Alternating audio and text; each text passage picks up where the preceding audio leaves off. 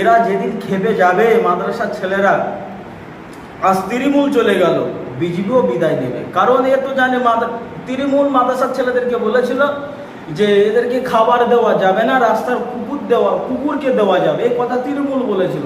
বাংলায় ওয়াকফ আন্দোলন করা যাবে না, দিল্লিতে চলে যাবে, এই কথা তৃণমূল বলেছিল।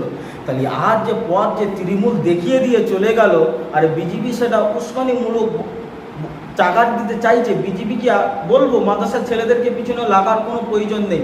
আর মাদ্রাসায় বোম রেখে বলবে যে মাদ্রাসার ছেলেরা বোম বাঁধে, মাদ্রাসা কোনো একটা খারাপ কর্ণব রেখে দিয়ে বলবে মাদ্রাসার ছেলেরা এরা আজ এই মেয়েদের সাথে কুকাজ কর্ম করেছে।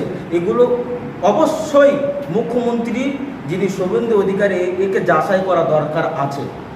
আমরা দেখতে পাচ্ছি যে রেলওয়ে স্টেশনে যাদের হকারগুলো ছিল, অথচ বাস স্ট্যান্ড রেলওয়ে রাস্তার গায়ে একাধিক দেখতে পাচ্ছি তাদের বোল্ডোজার দিয়ে পুরো তছনছ করে দিয়েছে। এরা বলছে বিজেপি সরকার পাল্টানো দরকার, যে আমরা তৃণমূলকে পরাজিত করে বাংলায় বিজেপিকে এনে এই আমাদের সর্বনাশ করছে বিজেপি সরকার। বিজেপিদের আগে শুভেন্দু অধিকারী মহাশয় তিনি তো বলেছিল যে আমি যদি আমি যদি ক্ষমতায় যদি আসি, একটাও বাংলায় বোল্ডোজার চলবে না। তাহলে যে কথা বিজেপি পরিস্থিতি দিয়েছিল যে বাংলায় কোনো বোল্ডোজার চলবে না, কোনো হকার উচ্ছেদ হবে না, তা আমার তো মনে হয় যারা বিজেপিকে এনেছে তাদের বাঁশ তারা নিজেরাই নিচ্ছে। কি বলবে, কদিন আগে গরু নিয়ে একটা ধর্মর একটা উস্কানিমূলক করেছিল, গরুর রাজনীতি মিটে গিয়েছে, এবার মাদ্রাসার রাজনীতি তুলেছে, মাদ্রাসার রাজনীতিও মিটে যাবে।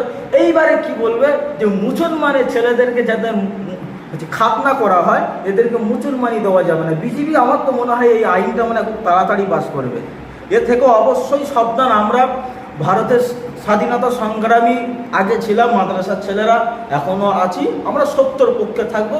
বিজেপি নামক দলটা সন্ত্রাসী দল, আর এর পাশাপাশি তৃণমূলটা হলে হচ্ছে RSS এর একটা ছোট ভাই। এরা কি নাটক করছে বাংলায়? অবশ্য নাটক চলছে।